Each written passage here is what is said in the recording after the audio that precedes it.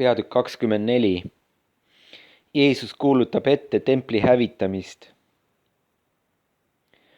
Ja Jeesus tuli välja pühakojast ja läks edasi. Ja tema jüngrid astusid ta juurde, temale näitama pühakoja hooneid. Aga Jeesus ütles neile, eks te näe seda kõike?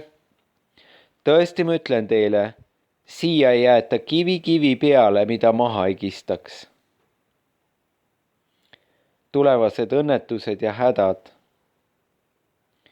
Ja kui ta õlimäel istus, astusid jüngrid tema juurde isepäinis ja ütlesid, ütle meile, millal see kõik sünnib ja mis on su tulemise ja maailma ajastu lõpetuse tunnus? Aga Jeesus kostis ning ütles neile, katsuge, et keegi teid ei eksita, sest paljud tulevad minu nime all ja ütlevad, mina olen Kristus, ja eksitavad paljusid. Aga te saate kuulda sõdadest ja sõnumeid sõjast. Katsuge, et ei ehmuks, sest see peab sündima, aga ots ei ole veel käes. Sest rahvas tõuseb rahva vastu ja kuningriik kuningriigi vastu ja nälga ja maa värisemisi on paiguti. Aga see kõik on sünnitusvalude hakatus.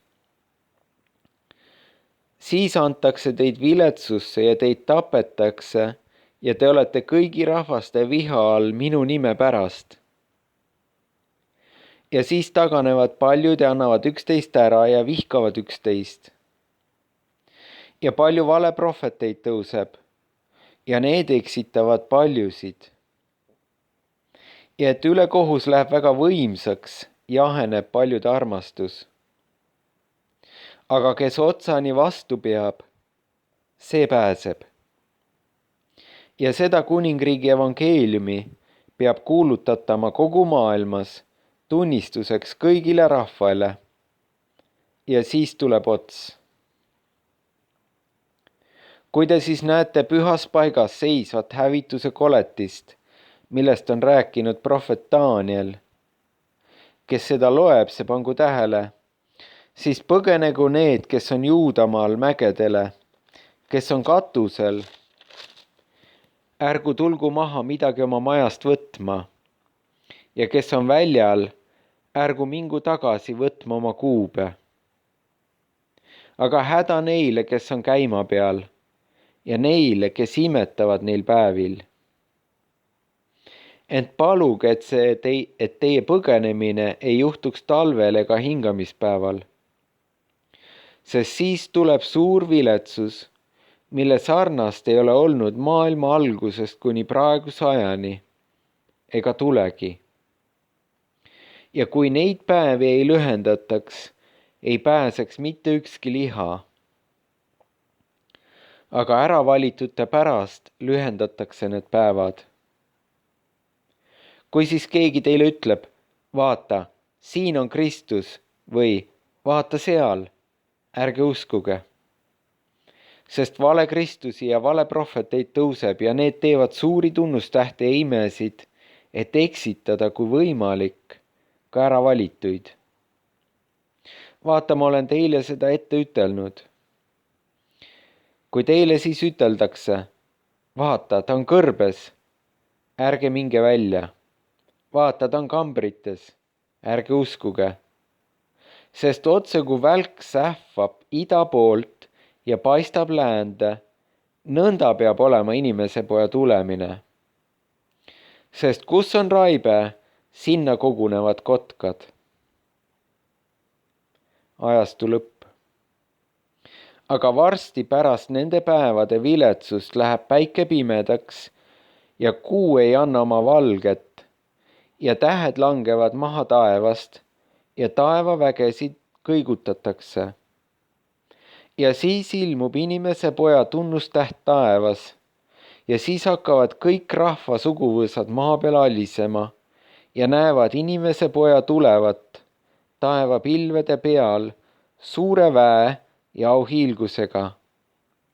Ja ta läkitab oma inglid suure pasuna häälega ja nad koguvad kokku ta ära valitud 4 tuulest ühest taeva otsast teise. Vajadus valvsuseks. Ent viigipuust õppige võrdumit. Kui ta oksad juba on pungas ja ajavad lehti, siis te tunnete, et suvi on ligi. Nõnda ka teie. Kui te näete seda kõike, siis teadke, et see on ligi ukse ees. Tõesti ma ütlen teile, et selle põlve rahvas ei lõppe ära enne, kui see kõik sünnib. Taevas ja maa hävivad, aga minu sõnad ei hävi mitte. Aga sellest päevast ja tunnist ei tea ükski, ei inglitki taevas ega ka poeg, muud kui isa üksi. Sest nõnda nagu Noa päevad olid, nõnda peab olema inimese poja tulemine. Sest nõnda nagu inimesed olid noil päevil enne veeuputust, sõid ja jõid, võtsid naisi ja läksid mehele selle päevani, mil Noa läks laeva, ega saanud aru, enne kui tuli veeuputus ja võttis nad puha ära. Nõnda on ka inimese poja tulemine. Siis on 2 põllul, üks võetakse vastu ja teine jäetakse maha. 2 naist on jahvatamas veskil, üks võetakse vastu ja teine jäetakse maha. Siis valvake, sest ei tea, mil päeval teie issand tuleb. Aga seda teadke, et kui peremees teaks, mil öövahi ajal varas tuleb, küll ta siis valvaks ega laseks oma majasse sisse murda. Sellepärast olge teiegi valmis, sest inimese poeg tuleb tunnil, mil te ei arva. Tähendamissõna heast ja halvast sulasest. Kes on nüüd ustav ja mõistlik sulane, kelle ta isand on pannud oma pere üle neile rooga andma õigel ajal? Õnnis on see sulane, keda ta isand tulles leiab nõnda tegevat. Tõesti ma ütlen teile, et ta paneb tema üle kogu oma vara. Aga kui see halb sulane mõtleb oma südames, mu isand viibib tulles ja hakkab lööma oma kaassulaseid, joomaritega sööma ja jooma, siis selle sulase isand tuleb päeval, mil ta teda ei oota, ja tunnil, mil ta ei tea arvata. Raiub ta pooleks ja annab temale osa silmakirjatsejatega. Seal on ulumine ja hammaste kiristamine.